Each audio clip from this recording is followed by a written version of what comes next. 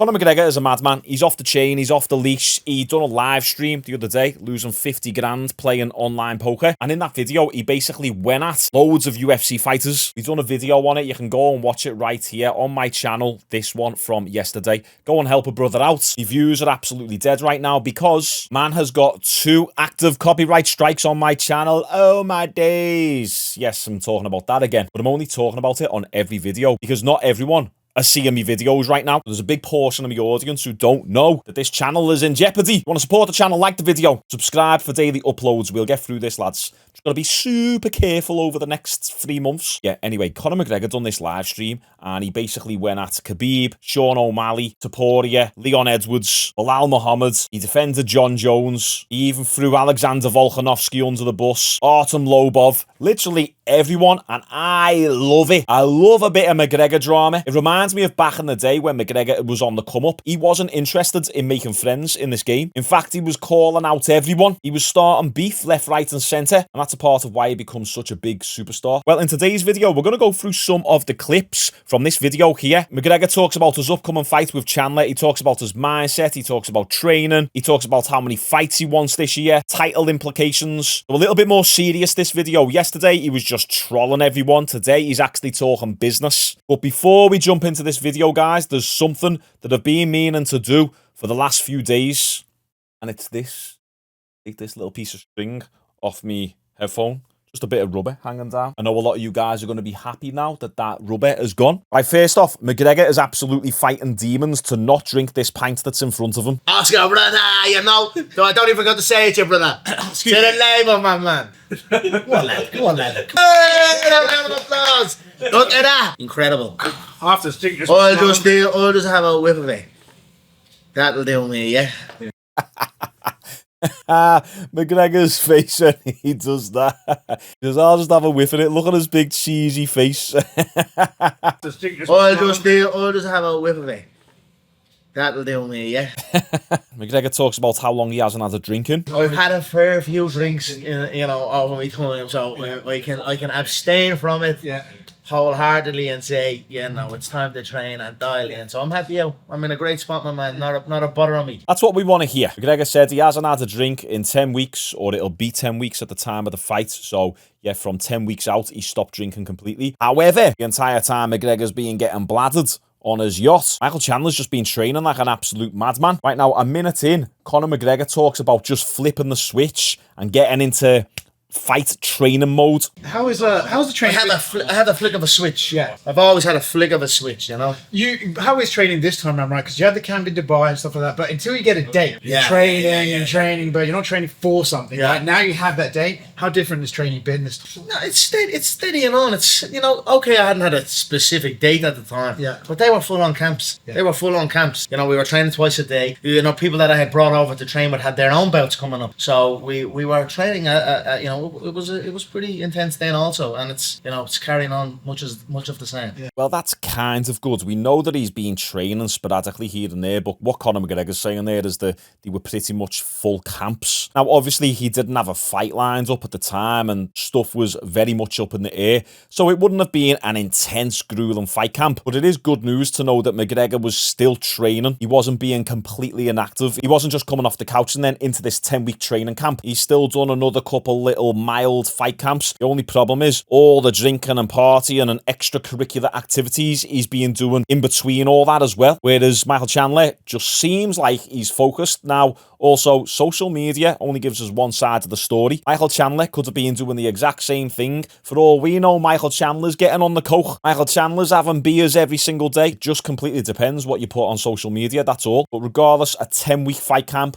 I'm happy to hear this. A lot of fighters these days, they do 6 weeks, 8 weeks. I personally don't think it's enough. I mean, who am I to say otherwise? But I just think you'd have those 10, 12-week fight camps. It's a significant amount of time to not just be focused on losing weight, but to be focused on the skills required to win the fight. And unfortunately, a lot of fighters who have these short, intense fight camps, they're spending 6 weeks or 8 weeks at the very most to try and lose 10, 15, 20 kilos of body weight, sometimes more, basically up to 45, 50 pounds for me American audience. So McGregor has had a long fight camp. He's had a couple other mild fight camps. This is good. This is music to our ears. Okay, for the next 10 minutes, he pretty much just talks about the bare knuckle FC. We jump forward to here, and McGregor talks about his mindset and his attitude towards this Chandler fight. To fight for ages, and for whatever reason you've been kept out of politics, all the rest of it, just to know that, like, okay, I have this date, I'm going to be making that walk again. You just sort of sit there, and I know you like to visualize and manifest things. You sit there and think of that and go, fucking finally, I can't wait. Yep, I'm ready to go. I'm calm, I'm composed, I'm cold in the soul for this man, yeah? And this whole thing. I'm coming back with a vengeance, and I'm coming back with skill. So I'm excited to show my skills, my man, yeah?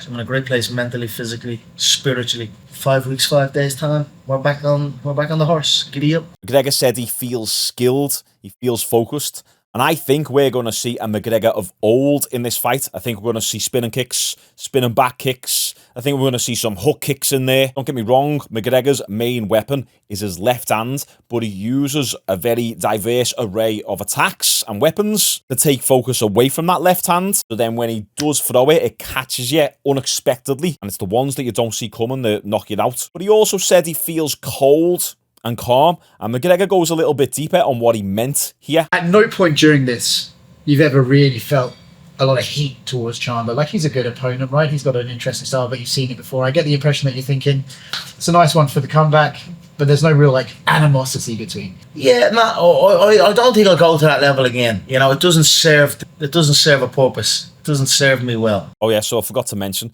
McGregor says there that he's never going to go to that extreme level of trash talk again. It doesn't serve him well. I think what he's referring to there is how his attitude was in the third Poirier fight and the Khabib fight. He's basically saying, I'm never going to get nasty like that again. McGregor's got 4 kids now as well. That calms you down a lot. You don't have as much animosity and turmoil going through your veins and your body anymore. So I think we're going to see a fairly respectable but confident McGregor. Now listen carefully to what he says next and see if it sounds familiar. Like you say, you remain cold to the situation. You remain emotionless. It's a blank face and a specific body type. He has his set movements, his set patterns he moves in, and his set shots, and you know, I'm aware of them, and I'm preparing for multitude of outcomes, and you know, just getting myself as ready as I can be, and I'm confident all my shots will land. There we go.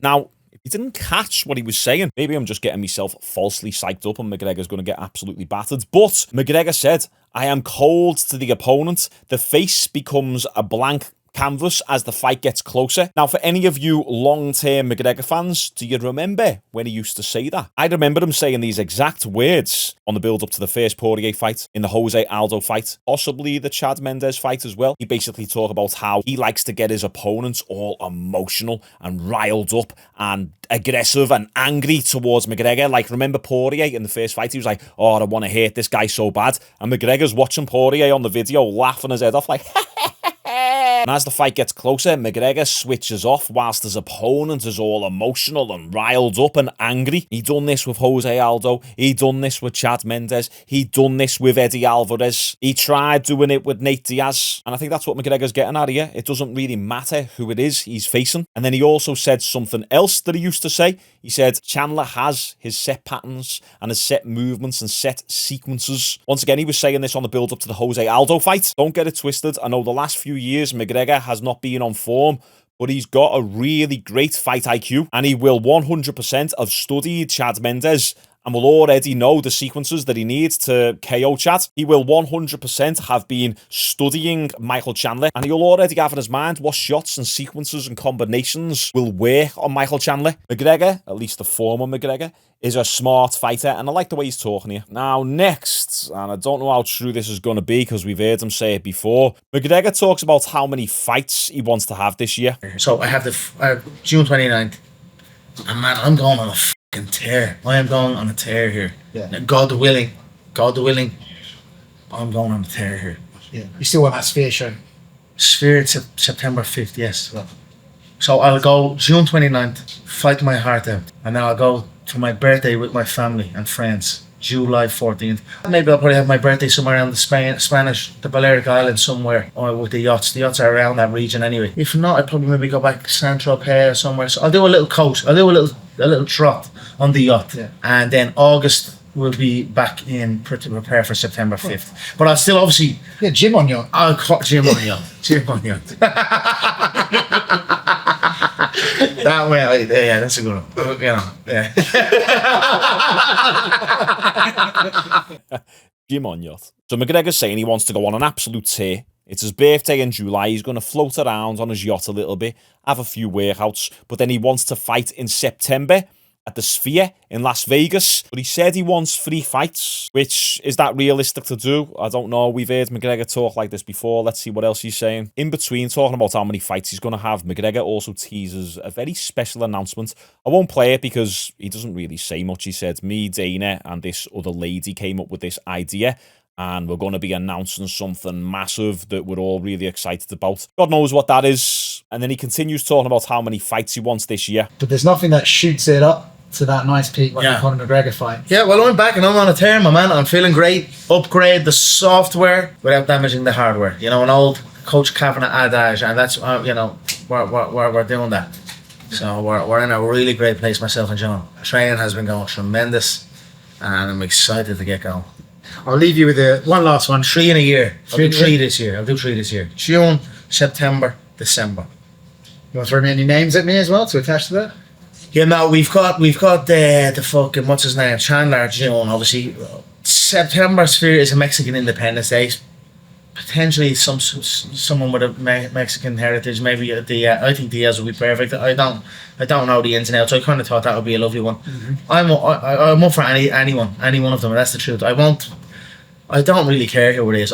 I'm back. I want activity, and you know, I've said this before, and I'm God willing, please, this is the time. And I feel and believe that it is. Yeah. So, you know, whoever it is, there's loads of matchups to you that it could be. Right, this is interesting because Conor McGregor's only got 2 fights left on his contract. This Chandler one, and then maybe the Diaz rematch. But I don't think it's going to go that smoothly because Diaz needs to re-sign to the UFC. You know what Diaz is like with regards to negotiations with the UFC? He hasn't got a great history. It takes ages to get Diaz fights done. I cannot see him fighting in September. Now, that's not to say that McGregor couldn't fight someone else. He did say, I'll take anyone. But I don't know. I think the UFC are going to drag out these last 2 fights of his. I can see maybe at the very most McGregor fighting now in June, and then at the end of the year, if we are lucky, and then I think the UFC are going to try and drag out getting him another fight in order to hold the leverage with regards to the fight contracts and the contract negotiations, should I say. I think the UFC are going to make it a little difficult for McGregor, but McGregor's of the mindset of like, maybe if I can just get 2 fights done in quick succession, then I can re-sign, get me new contract, and keep that momentum going. Next, he talks about what titles he wants to go for. Lightweight, BMF, or welterweight title? Which one? Well, I've already claimed the lightweight title. I'm the last unified lightweight champion. Yeah, no, I had such great success then at welterweight. I don't know why I said I'll go back down and cut to 155 after having such great success. 40-second knockout and all the rest of it. It's not easy doing the 155 cut. But, you know, I don't know. I would still do it probably. But BMF and the welterweight sounds good to me for sure. So does the lightweight. All 3 of those titles sound lovely to me, yeah? I'll be honest, I know it's McGregor and he knows a lot more than me, but I don't like McGregor staying at welterweight. You got to remember, McGregor's fighting lightweights at welterweight. He fought Nate Diaz at welterweight, but Nate Diaz, small welterweight, really. Diaz would be perfect for like a 165-pound division. And then McGregor fought Cowboy Cerrone at welterweight. Now, Cowboy Cerrone also isn't a big welterweight. He's another one who would be perfect for a 165-pound division. And now he's fighting Chandler, who's a lightweight at welterweight. So if McGregor gets this win versus Chandler, I don't think it says much about his potential future at welterweight because he's not fighting any legit welterweights. Look at the welterweight division. You got Kamaru Usman, you got Colby Covington, you've even got Ian Gary, Leon Edwards, Hamzat, although Hamzat went up to 185 middleweight now. But a lot of those welterweights are so much bigger than McGregor. I don't think welterweight is a great move for him. For this fight, yeah, because he doesn't have to lose weight. But I think really he should have this fight, then go back down to lightweight. Yeah, The cut isn't easy, but that's just the game for you. What do you guys think about everything that Conor said here? Do you think he will be able to fight 3 times this year? What titles should he go for? I kind of like the idea of a Max Holloway rematch. BMF belt, that'd be a sick fight. You know Max isn't going to take Conor down. I think that'd be a little bit of a war. 2 of my most favourite fighters ever, Holloway and Conor, going at it in a rematch, and they're both so much more skilled now than they were in the first fight. Let's see that fight happen after this Chandler fight. I'd be game for that. Let me know your thoughts below, guys. Like the video. Appreciate your all supporting recently. We're playing the long game on this YouTube channel anyway. These copyright strikes are only a minor setback. So yeah, nice one. Catch us tomorrow.